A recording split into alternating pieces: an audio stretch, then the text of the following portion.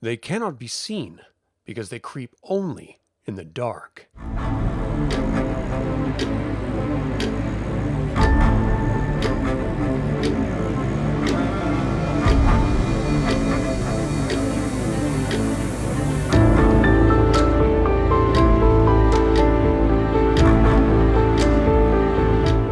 Welcome to Eviliv3, a celebration of my favorite tabletop role-playing games.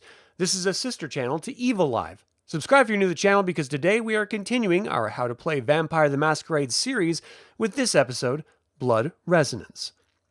All vampires are aware that vital fluids are more than plasma, blood cells, and platelets. Drink deep enough, and the resonance of a victim rises to the surface. First, you experience the sharp taste in the blood. Then, images, whispers, and feelings. Clots of unresolved trauma or clusters of rising hopes. The deeper you drink, the closer to death you bring your victim, the more lasting rush you receive. The vampire is always tempted to drink until the victim is dead, but the masquerade is at stake, forever pitting the beast within the vampire against their sensibilities of lasting survival. Blood types are expressed as resonance.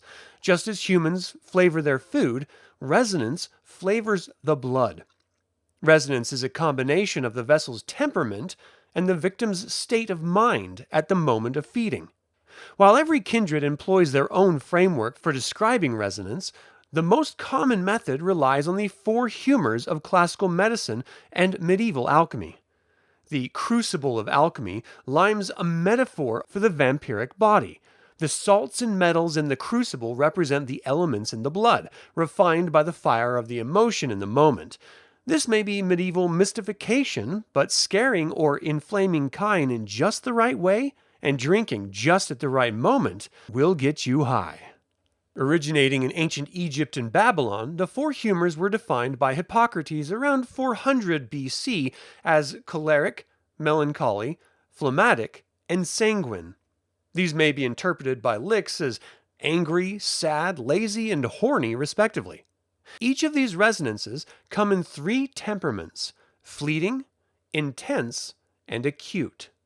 The fleeting temperament occurs in the moment, as all humans experience fleeting bursts of all four resonances in their day-to-day lives. Intense temperament indicates a strong tendency toward a resonance, and an acute resonance is so intense that it creates a self-sustaining reaction in the blood. This is referred to as dyscrasia, or bad mixture by old vampires. Younger Licks refer to it as a clot. A vampire cares about the resonance of blood because it not only flavors the blood, it also gives it power, while dyscrasia gives the best hit of all. All of this is to say, resonance energizes disciplines. This is how kindred overtly learn and develop disciplines, with a combination of feeding from a teacher and practicing conscious and often learned feeding habits. Humans say you are what you eat, and the vampires interpret that as what you eat lays the foundation for what you can do. This can also be a hindrance, for as your feeding habits develop, your enemies may notice the pattern and use it against you. Fleeting temperament of the blood, for the most part, is just a role-playing element, which justifies the buying of dots in a discipline, but intense temperament can give the drinker one additional die in their dice pool involving the corresponding resonance's discipline. This will last until the vampire's next drink of blood or their hunger reaches 5. Acute temperament provides the same discipline bonus as intense resonance, but also conveys a more powerful benefit to the drinker. You must kill and drain the vessel or feed from them for 3 nights to gain this effect. It will last until the kindred feed again or they reach hunger 5.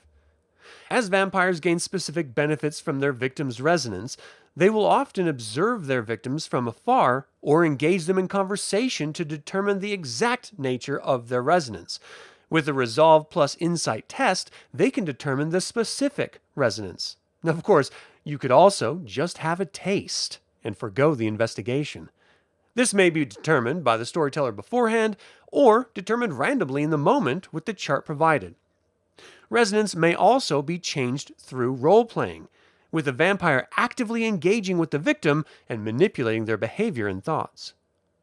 There are sample dyscrasias, or acute temperaments, that can benefit the vampire in a number of ways, like a choleric dyscrasia of bully, which gives the drinker +1 damage against weaker foes in physical or social combat, or the melancholic dyscrasia of lost love, which allows you to add a dice to all dice pools to resist seduction or presence, or the phlegmatic dyscrasia of eating your emotions, which allows you to eat and digest food without becoming nauseous or slaking hunger. There's also sanguine dyscrasias like high on life, allowing the drinker to use blush of life without making a rouse check. This is an added role-playing aspect of the vampire's need to feed, which can color an otherwise bland act of feeding, making the act itself into a potentially interesting scene or story arc. And naturally, in order to justify spending experience on disciplines, your character must feed on the blood with the matching resonance type. In the next episode, we will discuss the blood bond, diablerie, and humanity. Thank you for watching today's How to Play Vampire the Masquerade episode. Subscribe and ring the bell if you're new to the channel. Don't forget to click the like button and comment to let others learn about this How to Play series and this channel. And as always, remember that evil spelled backwards is live. So get out there and be evil.